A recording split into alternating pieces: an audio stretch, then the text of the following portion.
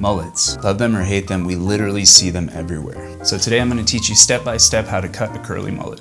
My name is John Carmona. I'm a barber and a stylist of about 16 years. I'm also an educator, a platform artist, and a barbershop owner here in Denver, Colorado. Before I start this is my first long form tutorial. So if you like what you see and you want to support me, just give me a like and a follow, and I'll continue making these. So let's get to it. So this is my model, Randy. Randy has curly hair. We're gonna start by going ahead and making sure that everything has even saturation, wetting everything down so that we get nice clean sectioning. I'm gonna go ahead and section everything at the round of the head, both on the sides where the parietal ridge is, as well as in the back where it starts to round, and I'm gonna clip this for control. So I start by combing everything in the direction that I'm going to section, and then I'll begin at the front hairline, taking a diagonal back section and cutting across. These first two sections are gonna be fairly layered, meaning that my elevation is gonna be on base, meaning that everything comes straight out from where it lives. Then you can see as I start to curve back, my section is actually going to be elevated down to that cutting line. I chose the length that I was going to cut this based off of the idea that I'm going to start with clipper work as soon as I'm done with my scissor work. What this allows me to do is, as my knuckles are tied against the head, this basically cuts it as short as I can go with my fingers, meaning that when I go in there with my clippers, I'm going to be able to remove a lot of that bulk, being able to start my fade and not have to chase a line up the head as I'm going. I also find that the tendency is when we take a diagonal section, when we take a horizontal section, whatever direction we take that section, if you look at where it slopes to, a lot of times it has a tendency to push the weight in that direction, meaning if I go diagonal back, a lot of times it's going to have a tendency to shift the weight diagonal back. Same thing if I go forward. If I take diagonal forward sections, it's going to take and tilt most of that weight forward as it flows. You'll also notice that as I work my way to the back, what I do is I go ahead and I elevate everything up. You can actually see that my hand is sliding out as I'm cutting, and this allows me to maintain a little bit more length and a little bit more weight. For the sides, we work using a palm-to-palm cutting technique, meaning that I hold the hair with my fingers, allowing it to come out of my palm, and then I rest the steel blade of the scissor against my middle finger and cut across. This provides accuracy and allows my body to maintain a neutral position. Because of this, I'm comfortable and I'm always aware of my overdirection as well as my cutting line at all times. Next, we're going to tilt the head forward, and what this does is it allows me to bevel that bottom line under as I trim the length. If you want the shape of the back to have more of a round appearance, it's important to make sure that you step to the side every time you take your next section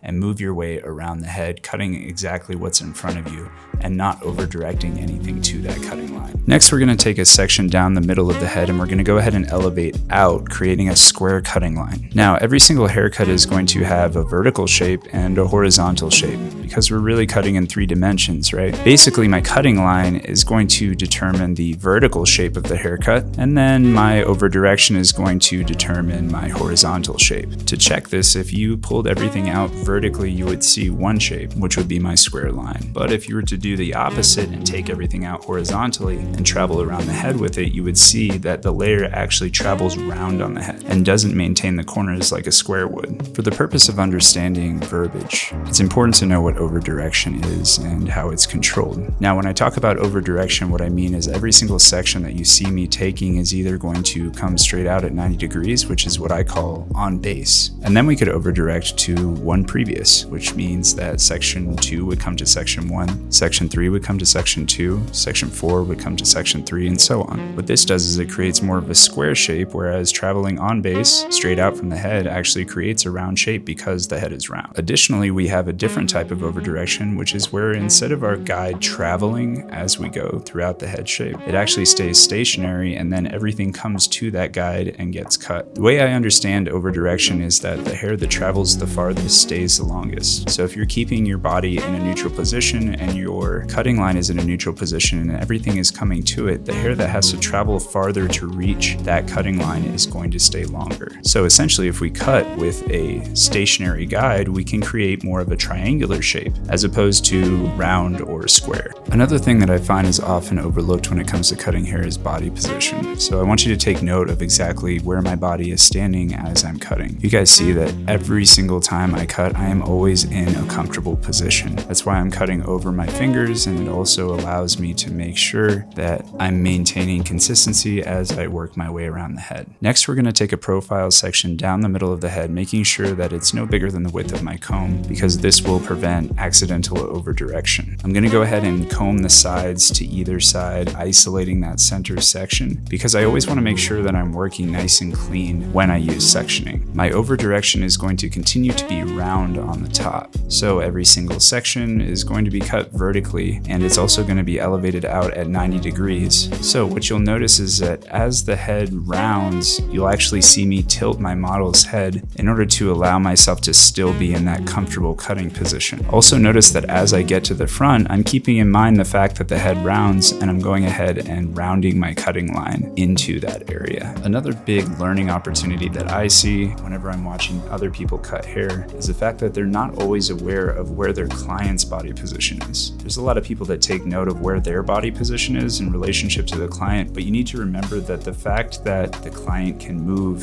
backwards, forwards, side to side, this will actually have an impact on your consistency as you work your way through. To tie in the top with the sides, what I do is I have the client's head slightly tilted towards me in order to maintain that round shape, and then I use a guide from underneath where I already cut that graduation on the sides, and then I take and match it up with the top. If you need to maintain more length in through the front, all you're going to do is change your finger angle so that it's coming farther away from the head as you travel towards the front. Next, we're going to go ahead and cut the fringe, and what I like to do is when it comes to curly hair, I actually kind of stack the fringe. So I'll pull it down, not quite 0 degrees elevation, maybe 1 or 2 finger widths, and then I'll go ahead and take a section, including that hair that I already cut, and angle it straight out, almost kind of like a tabletop. And I'll use the guide from underneath to cut that, and then I'll do one more level of elevation where I have the client tilt their head down, and then I'll go ahead and use the underneath again as a guide and go ahead and cut that in. What that's going to do is it's going to make sure that when that hair curls up, it doesn't sit kind of like a broom on the front of the head.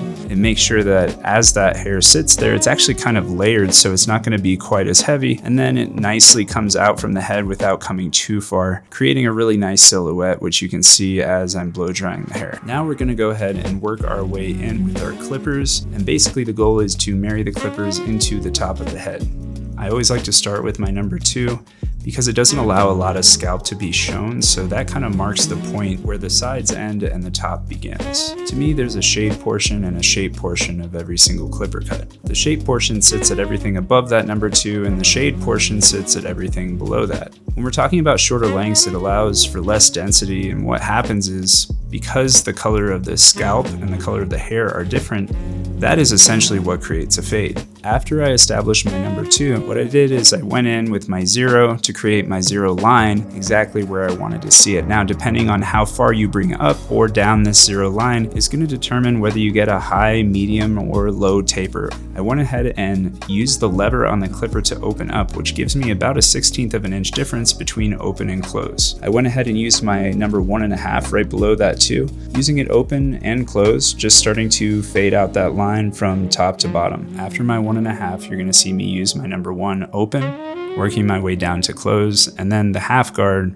open and then back down to close, which should finish out the blend minus any small detail work. Notice that a lot of times I will consistently go back in and tilt my client's head a little bit. This just allows me to make sure that when my clipper comes up, I'm not cutting into all of that length that I want to save for later on. I don't know how much length I want it to take off, so I like to go ahead and tilt the head because it saves me a little bit of grief in the end, making sure that I don't bring that fade too high. So now that we're done the shade portion of the fade, if we look at the shape portion of the fade, this is where I'm going to begin with my number 4. I like using my number 4 because I feel like it really maintains a lot of density in through those areas where you want to keep weight, because remember that that weight is going to support the shape as it grows out on top, as well as creating a really nice transition for the fade. So just like my previous technique, I'm going to go ahead and work my way down from that number 4 using my 3 open, 3 close, 2 open, 2 close, until I get that line blended out, and then any detail work that I need to do with my clipper afterwards just to balance out that color tone. Pro tip, if you want to keep the edges dark in through the lineup, what I recommend is never taking that area any shorter than about a 1.5 open, maybe a 2. The shorter you take that, the more see-through it's going to be. So just begin with the end in mind. Lastly, we'll just finish up with a little bit of detail work, just working my way through my guards. If I see something that's dark that I want to lighten up, I just go down to my last previous guard until that area fades out. Process process of elimination is key. Go ahead and line up around the ear, ensuring that the natural hairline is kept intact. As part of the detail work, we're going to use our shaver. Remember, I'm going to come down with it to take a line out, and I'm going to come up with it to create a line. So don't get yourself stuck in a hole by taking it all the way up to your zero line. Think of the lineup as almost like you're framing a painting. So I like to save it for last. You would never frame a painting before it was finished. So I go ahead and start with a horizontal line at the farthest point of where that C curve sits. I want to make sure that I don't knock it back too far. Then I go ahead and follow it up with a vertical line in through where the sideburn is or was, depending on your fade. And then I use the corner of the clipper just to match this in between, using a circular arcing line, matching the natural growth of the hairline. Sometimes I feel like it's a little bit easier to work in small little circular strokes of your trimmer, as opposed to using one big wide sweeping stroke with your trimmer. Remember, every single hair counts when it comes to a lineup.